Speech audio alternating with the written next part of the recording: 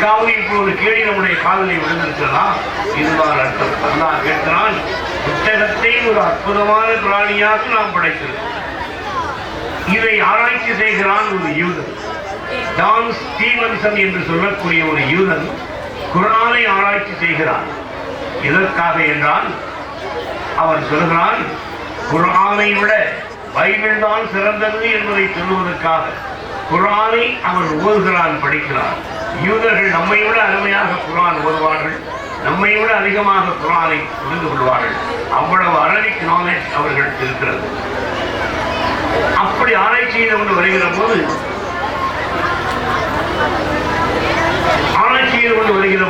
அவருக்கு இந்த செய்தி அதிர வைக்கிறது.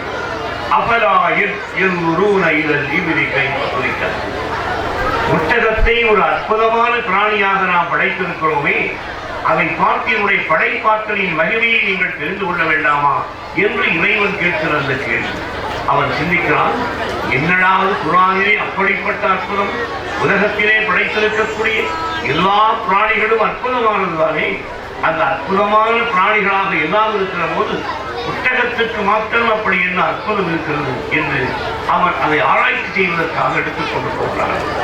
அதற்கு அவர்களுக்கு நேரம் கொடுக்க வேண்டும். அவர்கள் நாடறிந்த ஒரு மிகச்சிறந்த பேச்சாளர்.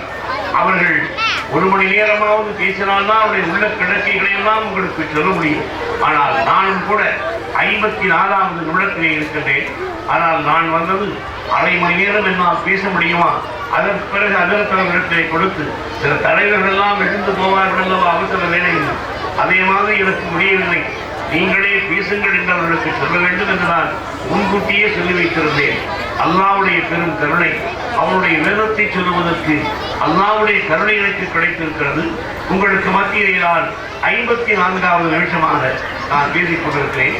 அதையோடு இவர்களுக்கு ஒரு நெருக்கடி என்னவென்றால், நாளைக்கு குட்டப்பாறை என்று கேரளாவிலே இருக்கக்கூடிய ஒரு பெரிய மதரசாவிலே பட்டமளிப்பு விழா நடைபெறுகிறது. அந்த விழாவிலே அவர்கள் கலந்து கொள்ள வேண்டும். இரவு 9:15 மணிக்கு கதிராம்பட்டினத்திலிருந்து கோயம்புத்தூருக்கு செல்கிற பேருந்தினை செல்ல வேண்டும். அதற்குள்ளாக அவர்கள் முடித்துவிட்டு இருந்து கிளம்ப வேண்டும் என்ற நெருக்கடியும் அவர்களுக்கு இருக்கிறது. இருந்தாலும் எடுத்த சொல்லை முடிக்க முடியவில்லை என்பதற்காக நான் இன்னும் ஒரு 3-4 நிமிடத்திலே இந்த செய்தியை முடித்து விடுகிறேன். ஆனால் குர்ஆனை பற்றி சொல்வதற்கு பக்கமாக நிறைய செய்திகள் இருக்கிறது. இந்த அஃபலா யன்ظுரூன இலல் இபிலி கைஃப குலிகத் என்று சொல்லக்கூடிய அந்த வாசகம் உண்மையிலேயே இறைவனுடைய படைப்பாகிய ஒட்டகம் அற்புதம்தானா என்று அவன் சிந்திக்கிறான். அந்த ஒட்டகத்தை கொண்டு போய் ஒரு லேபரேட்டரியிலே கொடுத்து முதலிலே அவனுடைய பிளட் டெஸ்ட், அவனுடைய ரத்தத்தை எடுத்து சரிபார்ப்பதற்காக ரத்தத்தை குத்தி எடுத்து எலக்ட்ரானிக் மைக்ரோஸ்கோப்பிலே பார்க்கிற பொழுது அவருக்கு தெரிகிறது, எல்லா உயிர்களுடைய இரத்த அணுக்களும் வட்ட வடிவமாக இருக்கும். ஆனால் ஒட்டகத்தினுடைய இரத்த அணுக்கள் இருக்கிறதே அது மாத்திரம் முட்டை வடிவமாக இருக்கிறது என்று கண்டுபிடித்தார். இதனுடைய அனுகூலம் என்ன என்றவன் பார்க்கிற பொழுது அவருக்கு தெரிகிறது, ஒரு மனிதனால் ஒரு பாலைவனத்தில் தண்ணீர் இல்லாமல் 2 நாளைக்கு வாழ முடியும் என்று சொன்னால், ஒரு ஒட்டகத்தால் 7 நாட்களுக்கு மேலாக வாழ முடியும். அதற்கான சக்தியை தருவது இந்த முட்டை வடிவமான இரத்த அணுக்கள் என்பதாக அவர் கண்டுபிடித்தார். நம்முடைய தாத்தாவும் பாட்டியும் நமக்கு சொல்லித் தந்திருப்பார்கள், ஒட்டகத்திற்கு பெரிய திமில் இருக்கிறது, நிறைய தண்ணியை குடித்து சேமித்து வைத்துக் கொள்ளும், தேவைப்படுகிறவெல்லாம் கக்கி கிட்டி குடிக்கும் என்று சொல்லுவார். அதெல்லாம் கதை, அதெல்லாம் கிடையாது. அல்லாஹ் தஆலா இந்த அற்புதமான படைப்பிலேயே இப்பொழுது அருமையான ஒரு படைப்பினை அல்லாஹ் தஆலா அந்த ஒட்டகத்திற்கு வழங்கியிருக்கிறான். இதை போல இன்னும் ஒரு 10 செய்திகள் இருக்கிறது.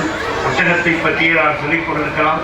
ஆனால் அதற்கவர்களுக்கு வழிவிட வேண்டும் என்பதற்காக அவர் என்னை விட இந்த இடத்திலே பேசுவதற்கு அதிகமான தகுதி படைத்த ஒரு சிறந்த நாடறிந்த ஒரு நாவலர் மட்டுமல்ல, சிறந்த கவிஞர், ஆலிம் கவிஞர் என்றே அவரை நாங்கள் அழைப்போம்.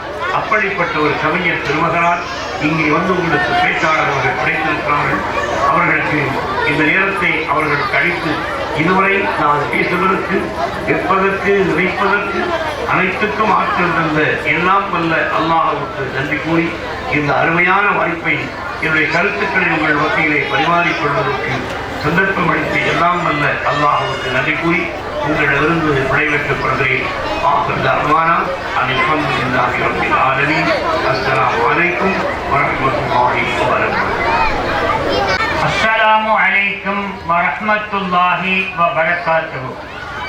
உகத்திமு பிஸ்மில்லாஹ் ஜல்ல வ கஸ்ஸமா وحمديل حمدا بالدوام مؤسما أسلم تسليما كثيرا قياسما أصلي صلاة تملأ الأرض والسماء على من له على العلا متبوأ رب اشرح لي صدري ويسر لي أمري واحلل عقدة من لساني يفقه قولي ربي تمم بالخير والسعادة وما توفيقي إلا بالله அலைஹி தவக்கல்து வஇலைஹி உனீபு.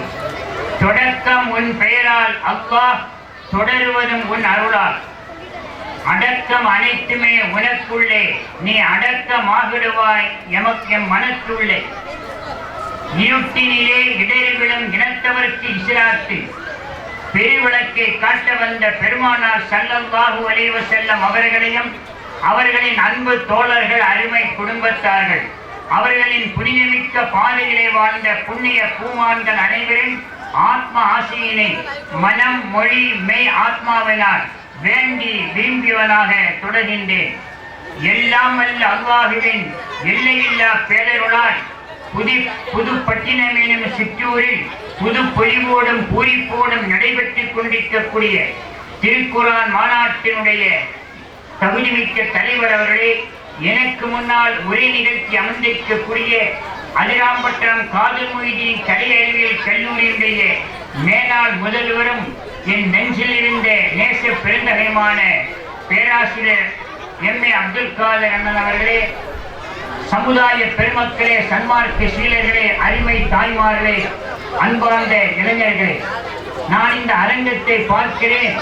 பெண்களுக்கு 33% இடஒதுக்கீடு வேண்டும் என்று கோரிக்கை வைக்கும் காலத்தில் ஏறத்தாழ 66% இடஒதுக்கீடு புதுப்பட்டினத்தில் வழங்கப்பட்டுவிட்டது. புதுப்பட்டினத்தில் அரசு 33 வழங்குறதோ இல்லையோ, புதுப்பட்டின அரங்கத்தை பார்க்கிறேன், 66 விழுக்காடு பெண்கள் இருக்கிறார்கள். நான் என் அருமை தாய்மார்களை பார்க்கிறேன். நான் உங்களுக்காக பேச விரும்புகிறேன். திருமறை குர்ஆனை பற்றி அருமையாக சொன்னார்கள். அறிவியல் கண்ணோட்டத்தில், உலகியல் கண்ணோட்டத்தில் ஒப்பற்ற கருத்துக்களை எல்லாம் அருமையாக பேராசிரியர்கள் எடுத்து வைத்தார்கள். அருமை தாய்மார்களே, திருக்குர்ஆனுடைய 114வது அத்தியாயத்தில் 4வது அத்தியாயம் பெண்கள் என்ற தலைப்பிலே பெண்கள் அன்றைக்கு பெருமானாரிடம் கேட்டார்கள், அல்லாஹ்வுடைய தூதரே, திருக்குர்ஆன் பேசுவதெல்லாம் ஆண்களை பற்றி பேசுகிறது, பெண்களாகிய எங்களை பற்றி பேச வேண்டாமா, பேசவில்லை என்று கேட்டவுடன் திருவசனம் அல்லாஹ் அருளினார். இன்னல் மூமினீன வல் மூமினாத்தி வல் முஸ்லிமீன வல் முஸ்லிமாத்தி வல் கானித்தீன வல் கானித்தாத்தி நீண்ட வசனம். இஸ்லாமான ஆண்களும் பெண்களும், இறை நம்பிக்கை உள்ள ஆண்களும் பெண்களும், இறைவனை வணங்கும் ஆண்களும் பெண்களும், தர்மம் செய்யும் ஆண்களும் பெண்களும், நோன்பு வைக்கும் ஆண்களும் பெண்களும், கற்பை காக்கும் ஆண்களும் பெண்களும் என்று மொத்தத்தில் பெண்களை பற்றி நீண்ட விளக்கம் கொடுத்தார். பெண்களே, ஆண்களை போல் வணக்க வழிபாடு செய்தால் உங்களுக்கும் கிடைக்கும். ஒரு காலம் இருந்தது, பெண்ணாகி வந்த மாய பிசாசம் என்று பெண்களை பற்றி இந்த நாட்டில் சித்தர்கள் எல்லாம் சித்தரித்து காட்டிய காலத்தில் பெண்களுக்கு ஆன்மா என்று உள்ளே ஆடவர்கள் அனுபவிப்பதற்காக பிறந்தவர்கள் பெண்கள். ஆடவும் பாடவும் அறையிலே கூடவும் தான் பெண்கள் பிறந்தார்கள். அவர்களுக்கென்று சுயமரியாதை இல்லை, பெண்களுக்கென்று சுதந்திரம் இல்லை என்று கருதப்பட்ட காலத்தில் எல்லா உரிமைகளையும் இந்த சமுதாயத்தில் பெண்களுக்கு இஸ்லாம் தந்தது. இந்தியாவுடைய பிரதமர் சமீபத்தில் சொன்னார், முஸ்லிம் பெண்களின் உரிமையை பாதுகாப்போம் என்று இந்திய துணை கண்டத்தினுடைய பிரதமர் பத்திரிகையில் சொன்னது தினமணி பத்திரிகையில் 8 செய்தியாக வெளிவந்தது. இஸ்லாம் ஏதோ பெண்களுடைய உரிமையை படித்தது போலும், இந்த நாட்டுடைய பிரதமர் ஏதோ உரிமையை அள்ளி கொடுக்க வந்ததை போலும் அவர் சொன்ன செய்தி பத்திரிகையில் வந்தது. அவருக்கு பதிலாக தமிழ்நாடு மாநில ஜமாஅத் உலமா சபையின் சார்பாக ஒரு நூல் எழுதுகிற பொறுப்பு எமக்கு ஒப்படைக்கப்பட்டது. அதில் குறிப்பிட்டிருக்கிறேன், இஸ்லாம் பெண்களுக்கு தந்திருக்கிற உரிமை உலகத்தில் எந்த மதமும் வழங்கவில்லை. ஒரு காலத்தில் கணவனை இழந்த பெண்கள் கணவனுடைய உடல் எரிகின்ற அந்த சிதையிலேயே குதித்து தன்னுடைய உயிரை அர்ப்பணிக்க வேண்டும் என்ற கொடுமை இந்த நாட்டில் இந்த காலகட்டத்தில். பெண்களும் வாழ பிறந்தவர்கள் கணவன் இறந்த பிறகு அதற்கு பிறகு இத்தா காலம் 4 மாதம் 10 நாளைக்கு பிறகு மறுமணம் செய்யலாம் என்று பெண்களுக்கு உரிமை தந்த ஒரே மார்க்கம் இஸ்லாம் தான். கணவன் மரணித்து விட்டார் என்றால் 4 மாதம் 10 நாள் கடந்த பிறகு இன்னொரு கணவனை ஏற்றுக் கொள்ளலாம் என்று பெண்களுக்கு உரிமையை இஸ்லாம் தந்தது. இந்த நாட்டிலே ஆங்கிலேய ஆட்சியின் மூலமாகத்தான் இந்த இந்திய சமுதாயத்தில் இருந்த ஒரு கொடிய வழக்கம், உடன்கட்ட ஏறுதல் என்ற கொடிய வழக்கம் ஒழித்து கட்டப்பட்டது. 1400 ஆண்டுகளுக்கு முன்னே கணவனை இழந்த பெண்களுக்கு மறுவாழ்வு உண்டு என்று சொன்ன மார்க்கம் இஸ்லாம். இந்த நாட்டிலே ஒரு கவிஞர் கேட்டார், வாடாத பூ போன்ற மஞ்சள் நல்லால் மணவாளன் இறந்தால் பின் மனத்தில் செய்து பாடாத தேனீக்கள் உலவாத்தெங்கள் பசியாத நல்வேறு பார்த்ததுண்டோ என்று கேட்டார் புரட்சி கவி பாரதிதாசன். என்ன கூறுகிறார் என்றால், வாடாத பூக்களை போன்ற பெண்கள் கணவன் மரணித்து விட்டால் மறுமணம் செய்யக்கூடாதா? ஏன் செய்யக்கூடாது? செந்தலாக இருந்தால் அது தவளத்தான விஷயம், அதே போல தேனீக்களாக இருந்தால் அது பாடத்தானே செய்யும், பெண்களுக்கு ஏன் அந்த உரிமை இல்லை என்று சொல்லி பெண்களுக்கு மறுவாழ்வு வேண்டும் என்று ஒரு கருத்தை சொன்னார். 1400 ஆண்டுகளுக்கு முன்னே அந்த சட்டத்தை சொன்ன மார்க்கம் இஸ்லாம். தமிழகத்தினுடைய இந்நாள் வாழும் முன்னாள் முதலமைச்சர் ஒரு சட்டத்தை கொண்டு வந்தார். விதவைகளை மணக்குகின்ற வியக்கும் திட்டம் தந்தவரா என்று அவரை பற்றி சொல்வார்கள். விதவைகளை மணக்குகின்ற வியக்கும் திட்டம் தந்தவர் என்று இந்நாள் வாழ்கின்ற முன்னாள் முதல்வரை பற்றி சொல்கிறாரே, அவர் ஒரு வீராதுலா வேலையில் சொன்னார். நபிகள் நாயகம் அவர்கள்தான் விதவைகளை மணக்கிற வியக்குகிற திட்டத்தை உலகத்துக்கு சொன்னவர்கள். அந்த நபிகள் நாயகத்தை பின்பற்றித்தான் விதவைகளுக்கு மறுவாழ்வு உண்டு என்று அரசு இந்த நாட்டிலே 1972 ஒரு சட்டத்தை கொண்டு வந்தது. அருமையான பெருமக்களே, தாய்மார்களை எண்ணி பார்க்க வேண்டும். கணவனை இழந்த பெண்களுக்கு உரிமை இல்லை என்று மறுக்கப்பட்டு உயிரோடு அவர்கள் எரிக்கப்பட்ட காலகட்டத்தில் அமங்கலிகளாக அவலைகளாக பெண்கள் இந்த நேரத்தில் அவர்களுக்கு மறுவாழ்வு தந்த மார்க்கம் இஸ்லாம், மறுவாழ்வு தந்த வேதம் குர்ஆன். எண்ணி பார்க்க வேண்டும்.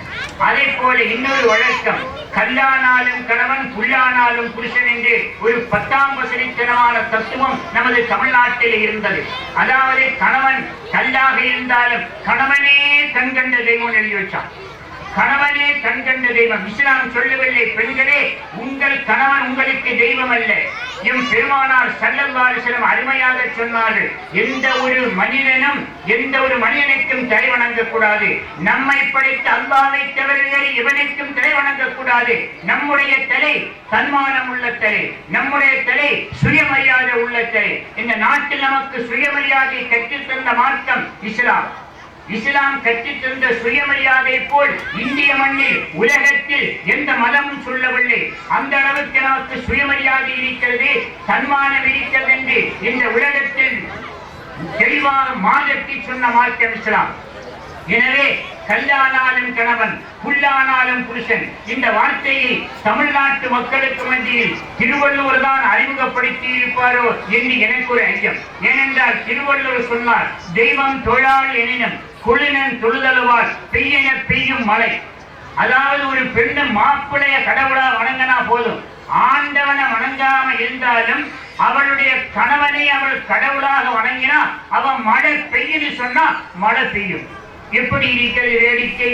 நாம் மழைக்காக பிரார்த்தனை செய்ய வேண்டாம், மழைக்காக தொழுகை நடத்த வேண்டாம். இந்த நாட்டில் உள்ள பெண்கள் எல்லாம் ஒரு மைதானத்தில் திரட்டி நீங்கள் எல்லாம் பெய் மழை பெய் என்று சொன்னா மழை பெய்யுமா?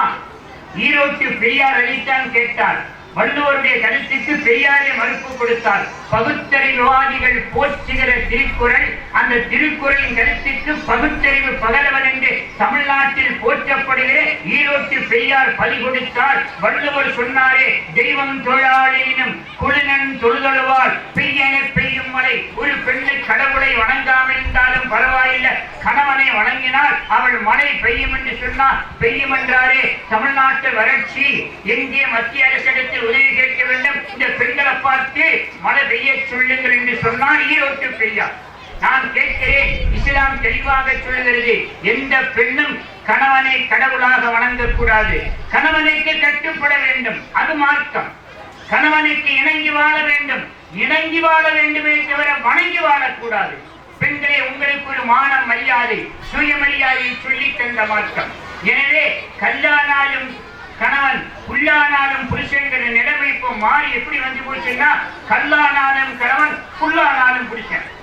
கணவன் கல்ல குடிச்சு வந்தாலும் அவன் கணவன் தான், புல்லா வந்தாலும் புருஷன் தான். காலை நேரத்திலே கணவன் வீட்டுக்கு வேலைக்கு செல்கிறான், மனைவி வழி அனுப்புகிறாள். வாசலுக்கு வந்து, அத்தா மாலை நேரம் வரும்போது கொஞ்சம் மல்லி வாங்கி வாருங்கள் என்று ஆசையோடு மனைவி சொல்லி அனுப்புவாள். இவன் மல்லி வாங்கி வராமல் மில்லி போட்டு வருகிறான். இவள் சொல்லி அனுப்பியது என்ன சொல்லி அனுப்பினா, மல்லி வாங்கி வாருங்கள். அவள் மில்லி போட்டு வந்தா அவனின் கணவன் தான். கல்லானாலும் கணவன், கல்லானாலும் கணவன், புல்லானாலும் புருஷன். ஹோட்டல் ஹாஃப் அல்ல, புல்லானாலும் புருஷன். நாம் எண்ணி பார்க்க வேண்டும். இப்படியெல்லாம் பெண்களுக்கு பத்தாசை வசதித்தனமான பதிவிரதா தத்துவம் பேசப்பட்டு வந்த காலத்தில், பெண்களை உங்களுக்கு சுயமரியாதை இருக்கிறது, தகுதியற்ற கணவனை தலாக்கு சொல்லுகிற உரிமை உங்களுக்கு உண்டு என்று சொல்லுகிற மார்க்கம். உங்கள் மாப்பிள்ளை உங்களுக்கு உடன்படவில்லையா, உங்கள் செலவுக்கு பணம் தரவில்லையா, உங்களை மிதிக்கிறானா உதைக்கிறானா ஒதுக்கி விடுங்கள். இஸ்லாம் சொல்லுகிறது. சமீபத்தில் நீதிமன்றத்திலே ஒரு வழக்கு 7 நாள் விசாரணை நடந்தது. அந்த வழக்கில் உச்ச நீதிமன்ற நீதிபதி கேட்டல் என்ன கேட்கிறார் தெரியுமா? ஒரு பெண்ணுக்கு தன் கணவனை விவாகரத்து செய்கிற உரிமை உண்டா?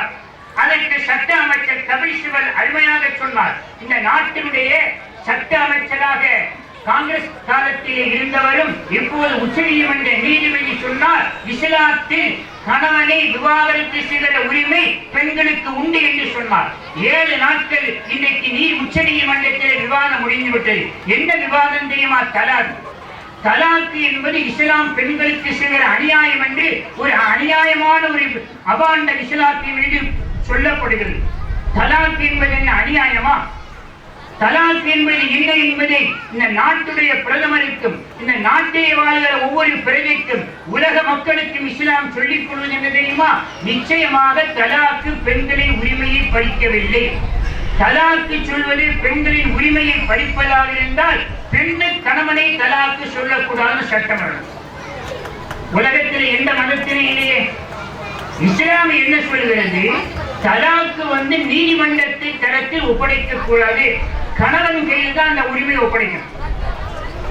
என்ன காரணம் தெரியுமா? ஒரு விஷயத்தை சொல்றேன், அருமையான தாய்மார்களே, நல்ல கவனிங்க. தலாக்கு என்பது ஆணுக்கு மட்டுமல்ல உரிமை இல்லை, பெண்ணுக்கு வந்த உரிமை இருக்கிறது. அது எப்ப தலாக்கு சொல்லணும் தெரியுமா? தவிர்க்க முடியாத காரணத்தால், வேற வழியே இல்லை. இந்த பெண்ணை வைத்து வாழ முடியாது, இவளை வைத்து வாழ்ந்தால் வாழ்க்கை அவமானம், மானங்கட்ட வாழ்க்கை என்று நிலை வந்தால் தலாக்கு சொல்வதற்கு என்ன வழி? அதுக்கு ஒரு உதாரணம் சொல்லட்டுமா? துப்பாக்கிக்கு லைசன்ஸ் அரசாங்கம் வழங்குது.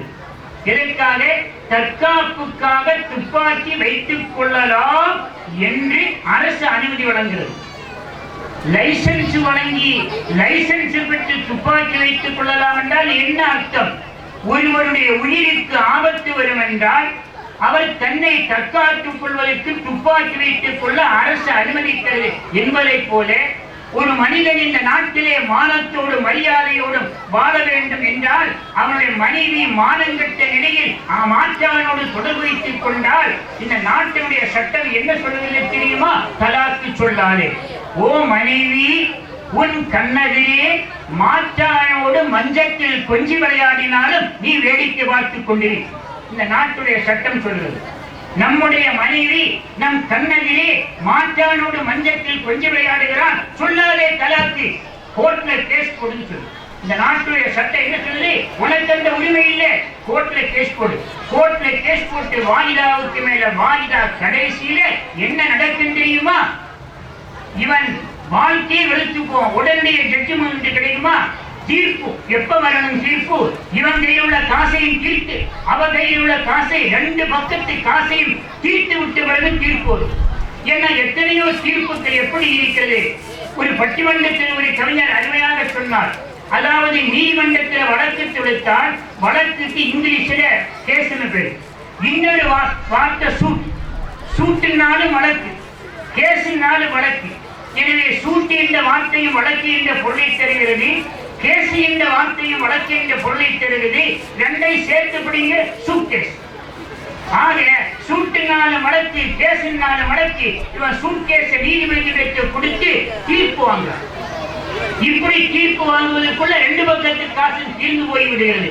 இந்த சூழ்நிலையில் இதுவரையில் அவன் எத்தனை ஆண்டுகள் பொறுக்க வேண்டும்? அவன் மனம் என்னை எளிமலையாக குமுறாதா?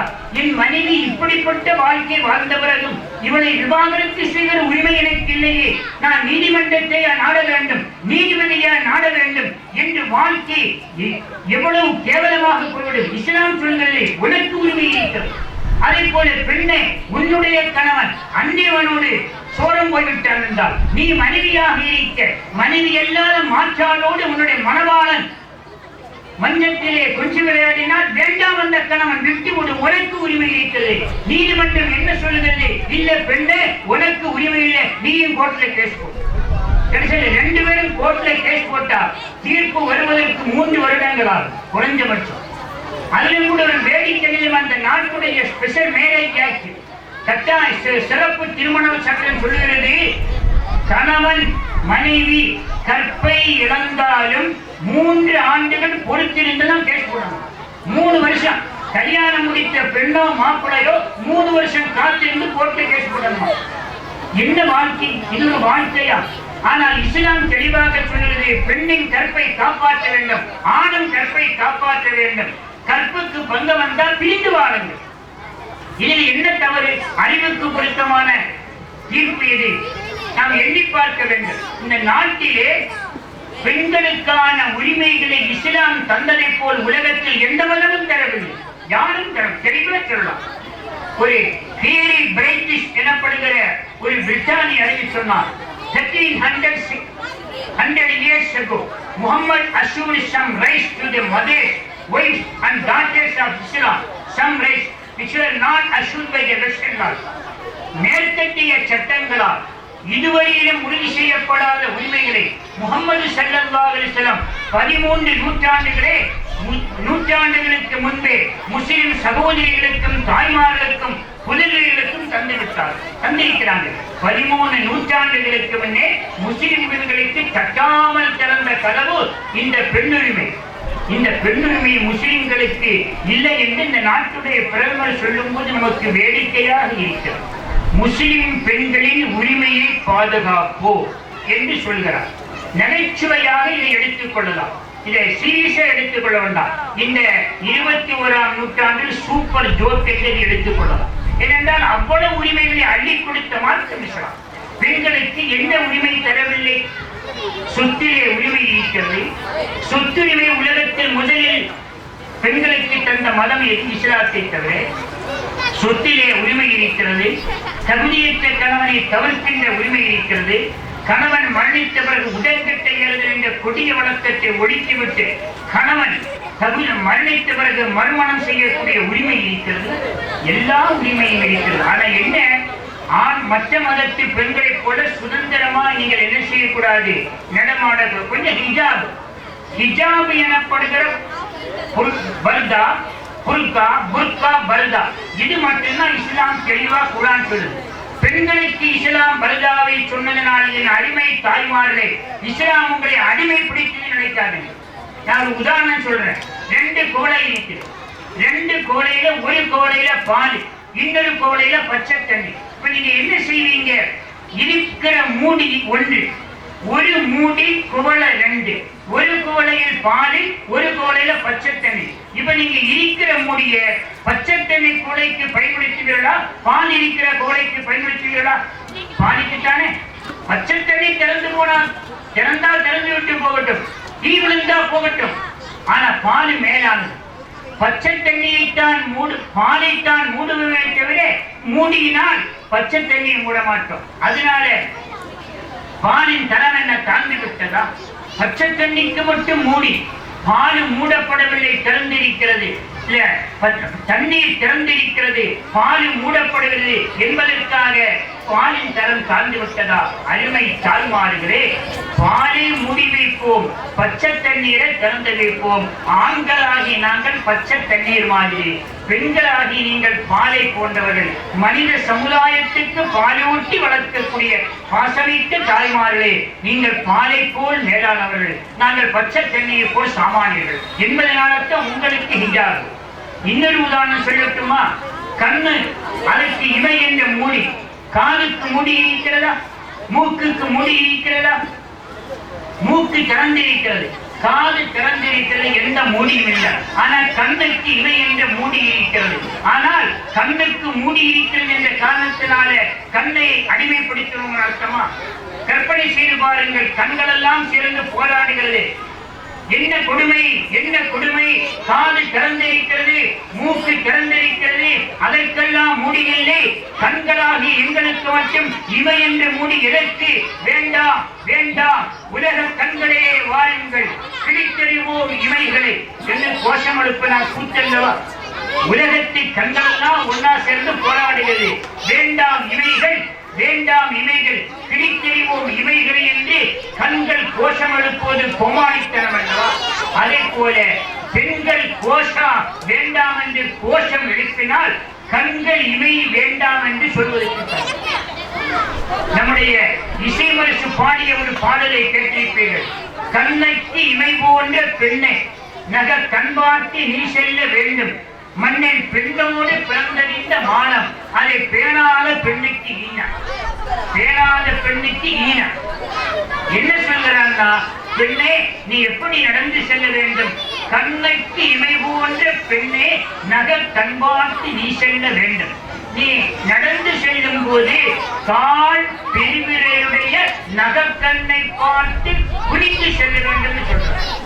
அப்படி சொல்ல வேண்டிய நேரத்தில் நமது தாய்மார்கள் அந்த பாடலுக்கு அர்த்தத்தை தப்பா வழங்கி நகக்கண் பார்த்து நீ செல்ல வேண்டும். பட்டுக்கோட்டை, தஞ்சாவூர், கும்பகோணம் போன்ற நகர்கண் பார்த்து நீ செல்ல வேண்டும்.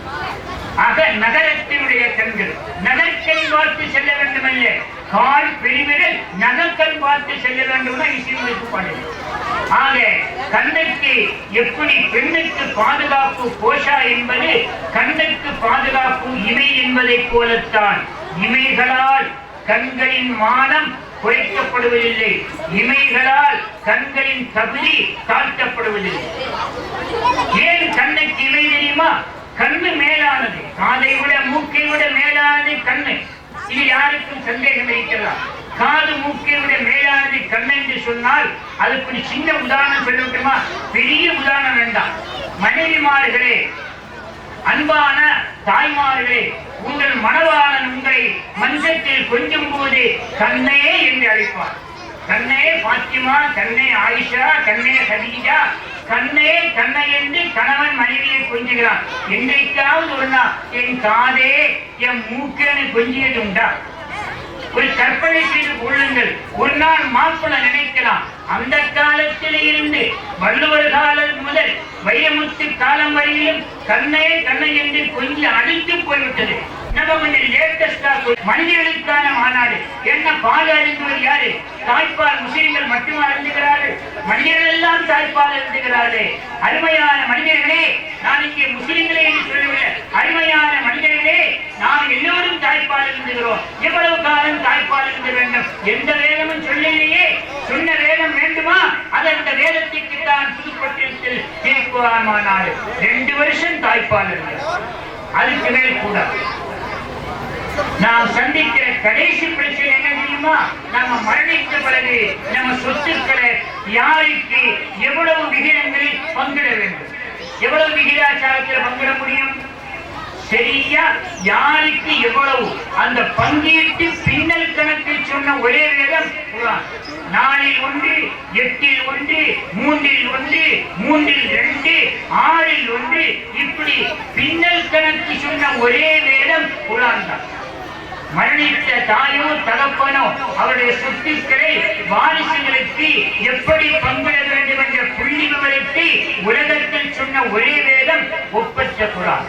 முதல் பிரச்சனை தாய்ப்பால் அருந்துவது, கடைசி பிரச்சனை பாகப் பிரிவினை செய்வது. இந்த ஏட்டு விஷயத்தை சொன்ன வாழ்க்கைக்கான வழிகாட்டி குர்ஆன் மட்டும்தான். உதாரணமா யாரை திருமணம் செய்ய வேண்டும் சம்பிரதாயங்கள் முடிதான் மற்ற மதங்கள்ல, இஸ்லாத்துல தெளிவா வருது. உதாரணமா பாருங்க, நீங்கள் மனம் புரிய தகாதவர்கள் அந்த பட்டியல் அல்லாஹ் யாரை சொல்றான்? சகோதரி மகளை கல்யாணம் பண்ணக்கூடாது, தெளிவா சொன்னது. இந்த நாட்டுல பொது சிவில் சட்டம் வந்தா என்ன? சகோதரி மகனை ஒருவன் திருமணம் செய்யலாம். எங்க அக்கா பத்த முக்கா தூக்கி படிக்கிறான். எங்க அக்கா மகன் நடந்து வந்தா பஸ் ஸ்டாண்டே படவடக்கு. எதுக்காக நான் எண்ணி பார்த்தேன், அக்கா மகளை மாமா வர்ணிக்கிறான், அக்கா மகன் மருமகளை மாமா வர்ணிக்கிறான் என்றால் திரைப்படத்தில் இந்த கலாச்சாரம் ஏன் புகுந்தது? அக்கா மகளை சொந்த மகளாக கருத சொல்கிற மாற்றம் இஸ்லாம். அக்கா மகளை மைத்திரி போல் கருதாதே, மனைவியை போல் கருதாதே, நீ பெற்ற மகளுக்கு சமவனை அறிவியல் பூர்வமாக சொன்ன மார்க்கம் இஸ்லாம். ஆனால் திருக்குர்ஆன் மட்டும்தான் யாரை திருமணம் செய்ய வேண்டும் கூடாது. பெற்ற தாயை திருமணம் செய்ய முடியுமா? சொந்த மகளை திருமணம் செய்ய முடியுமா? அந்த பட்டியலில் தான் அக்கா மகளை கல்யாணம் செய்கிறார். பொது சிவில் சட்டம் வந்தா இதையெல்லாம் சிந்தித்து பார்க்க வேண்டும் என்பதனால்தான் தெளிவாக சொல்வது இஸ்லாம். எல்லா வழிகாட்டலும் குர்ஆன் இருக்கிறது. வழிகாட்டும் வான்முறை குர்ஆன் நமக்கு கிடைத்த ஒரு வாய்ப்பு, ஒரு பொக்கிஷம், ஒரு புதையல். இந்த குர்ஆனுடைய ஒரு சிறப்பு நிலையமா, சமீபத்தில் பல மதரசாக்களின் பட்டமளிப்பாவுக்கு சென்று திருநெல்வேலி பேட்டையிலே ஹாஃபிஸ் பட்டமளிப்பு விழா. அல்லாஹ்வுடைய வேதம் முழு குர்ஆனை மனப்பாடம் செய்த 14 வயது சிறுவர்கள் 2 பேர் 3 பேருக்கு பட்டமளிப்பு. எந்த வேதம்? தமிழில் உள்ள வேதமா? அரபி மொழியில் அமைந்த வேதத்தை தமிழ்நாட்டை சார்ந்த சிறுவர்கள் அற்புதமாக மனப்பாடம் செய்தார்கள். குர்ஆனுடைய மாபெரும் சக்தி என்ன தெரியுமா? உலகத்தில் வேதங்களை எல்லாம் வெள்ளத்தால் அடித்து விட்டால், அல்லது நெருப்பினால் பொசுக்கிவிட்டால் வேதங்களுக்கு மறுவாழ்க்கை இல்லை. குர்ஆன் மட்டும்தான் லட்சோபலட்சம் ஹாஃபிதுகள் மனப்பாடம் செய்து அவருடைய உள்ளத்திலிருந்து புதிய புதிய குர்ஆன் புறப்பட்டு வரும். இப்படி வேதத்தில் மனப்பாடம் செய்யப்பட்ட மகத்தான பாக்கியம் பெற்ற வேதத்தை பெற்றிருக்கிறோம். முஸ்லிம்களாகிய நாம் மகத்தான பேர் பெற்றவர்கள். திருவி கல்யாண சுந்தரனார், திருவிக்கா தமிழ் தென்றல் பாடுவார். அரபிய நாட்டில் தோன்றி ஆண்டவன் ஒருவன் என்னும் மரபினை வாழச் செய்த முகம்மது நபியே போற்றி, தலையினில் பொதுவிலகி சகோதர நேயமோங்க கரவிழா மலையை தந்த கருணையே போற்றி போற்றி. தலையினில் பொதுவிலகி சகோதர நேயமோங்க கரவிழா மலையை தந்த கருணையே போற்றி போற்றி தமிழ் தென்றல் திருவிக்கா சொல்கிறாரே. அப்படி அனைவரையும் ஈர்த்த அருமையான மேதம், அருமையான வேதம், அருமையான போதம், அருமையான நீதம் நமது குர்ஆன். எனவே கீத நயத்தோடு நமது உள்ளத்தை ஈர்க்கக்கூடிய அந்த வேதத்திற்கான ஒரு விழா நடத்தக்கூடிய புதுப்பட்டினம்பால் முஸ்லிம் ஜமாத்காரரை நிர்வாக நேச நெஞ்சங்களுக்கு என் மனமார்ந்த நன்றியினை குறிப்பிட்டு வாய்ப்பளித்தமைக்கு வல்லவனுக்கும் நிர்வாகிகளுக்கும் நன்றி கூறி நிறைவு செய்கிறேன். வாஹிர் தஅவானா அல்ஹம்துலில்லாஹி ரப்பில் ஆலமீன். அஸ்ஸலாமு அலைக்கும் வ ரஹ்மத்துல்லாஹி வ பரகாத்துஹு. அஸ்ஸலாமு அலைக்கும்.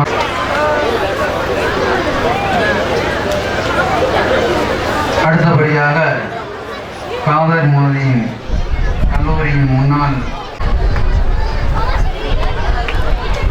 அல்ஹம்துலில்லாஹ் ஹஸரத் அவர்களுக்கு ஒரு வேண்டுகோள்.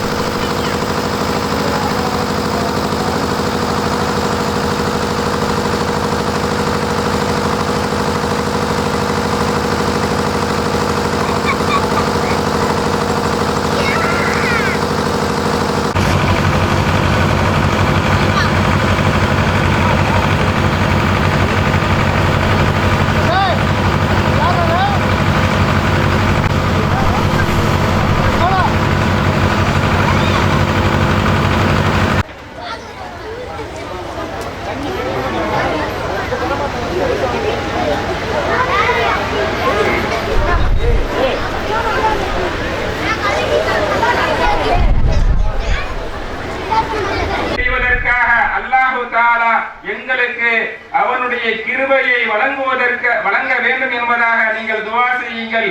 அவருடைய எல்லா விதமான காரியங்களிலும், வேலைகளிலும், வியாபாரங்களிலும், தொழில்களிலும், குடும்பங்களிலும், பிச்சிலங்களிலும், எல்லா விதமான விஷயங்களிலும் அல்லாஹ் தஆலா அவர்களுக்கு மேலும் அவனுடைய பரக்கத்தை பொருந்தருள்வானாக. வாஹிர் தஅவானா அனில் ஹம்துலில்லாஹி ரப்பில் ஆலமீன். அஸ்ஸலாமு அலைக்கும் வரஹ்மத்துல்லாஹி தஆலா வபரகாத்துஹு.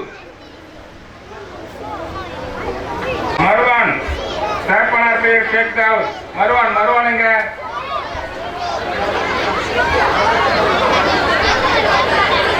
நயீம் முஜிபுர் ரஹ்மான். தகப்பனார் பேர் முஜிபுர் ரஹ்மான். நயீம் எங்க நயீம்.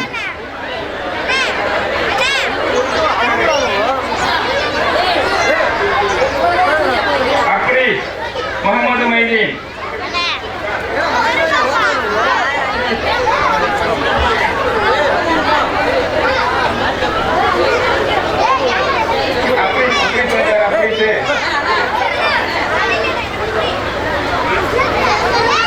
நசீரா முகமது ரபி.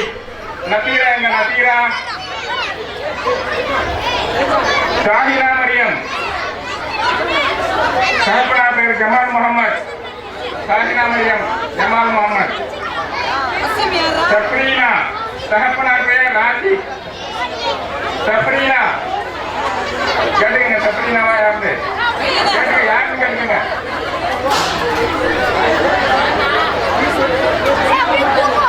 ரவான் பாத்திமா தகப்பனார் பேர் ஹாஜா ஷரீப்.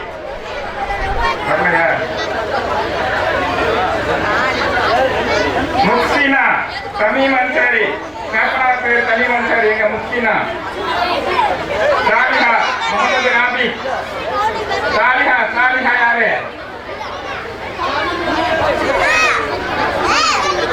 மட்டும் பிடிக்க இருக்கிறேன். முகமது வசீம். தகப்பனார் பேர் வசீம். முகமது வசீம்.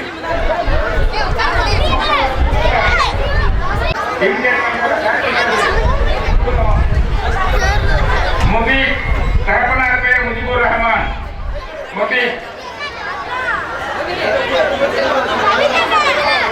முகமது அசீம் தகப்பனார் பேர் ராஜா மொஹிதீன்.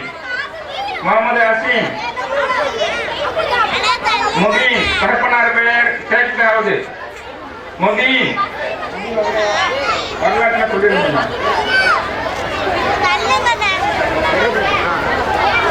ஜாபீர் முகமது தகப்பனார் பேர் ஜாக்கிர் ஹுசைன். முகமது அரபாஸ் தகப்பனார் பேர் ஹஸ்தான் முகமது.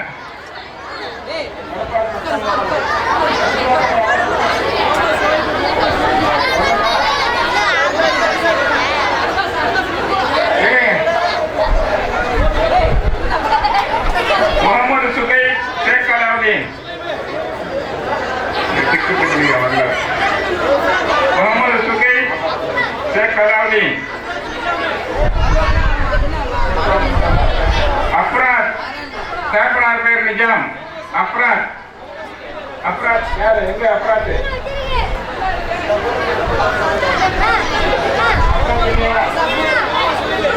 முகமது சுஹைல் ஷேக் அலாவுதீன்.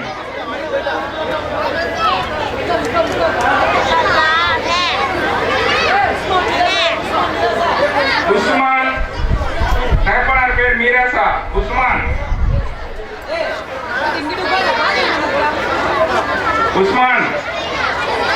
வந்திருக்காரா.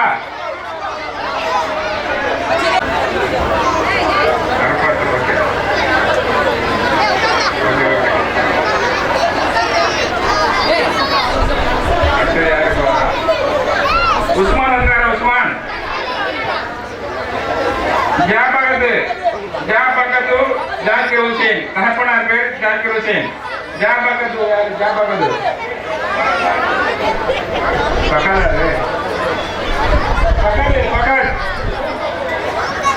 தகப்பனார் பேர் ஜாக்கிர் ஹுசைன்.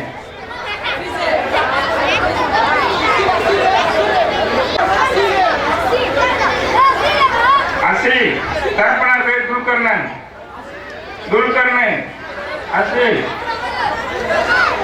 அசில் எங்க அசில்.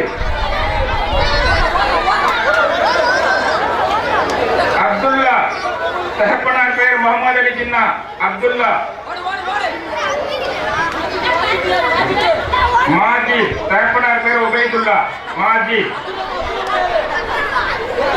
அப்துல் ரஹ்மான் தகப்பனார் பெயர் ஜாஃபர் அலி அப்துல் ரஹ்மான். யாசின் தகப்பனார் பெயர் நைனா முகமது யாசின். யாசின் எங்க யாசின் உடியார யார் உடியாரு யாரு?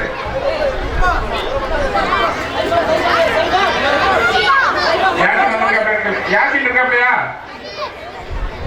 சைஃபான் தகப்பனார் பெயர் நைனா முகமது சைஃபான்.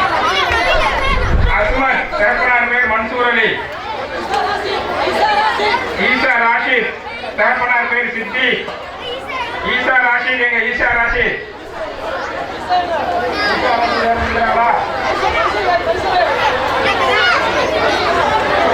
ஈசா ராஷித்.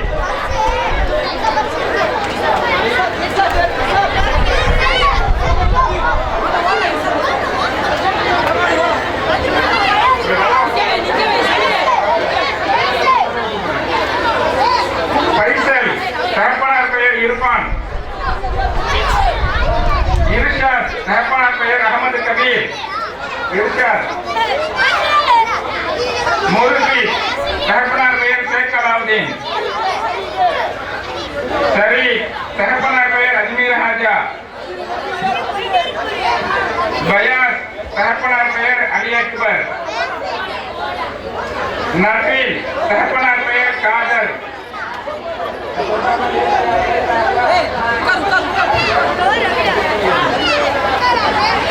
அஹமது இப்ராஹிம் தகப்பனார் பெயர் அரபாத் அலி.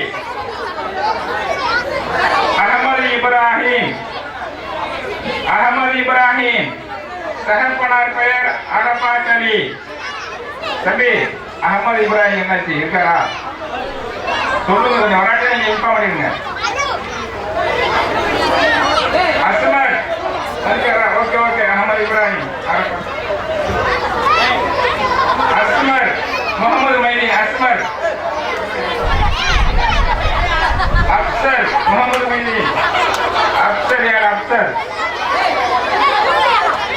ஃபர்ஹான் தகப்பனார் பெயர் மஸ்தான் ஃபர்ஹான்.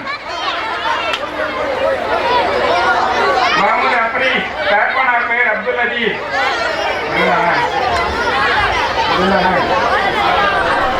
ரயான் தகப்பனார் பெயர் சரஃபுத்தீன் ரயான்.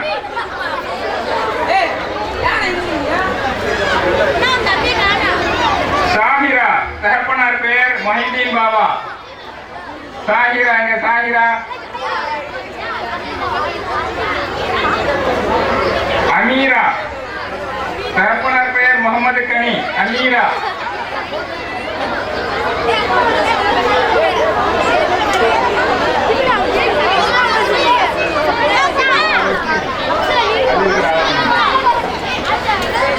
சாஃபியா தகப்பனார் பெயர் நவாஸ் கான். ஹாஜரா தகப்பனார் பெயர் ரஃபீக். ஹாஜரா யார்? ஹாஜரா. ஹுதா தகப்பனார் பெயர் கனீம் அன்சாரி. ஹுதா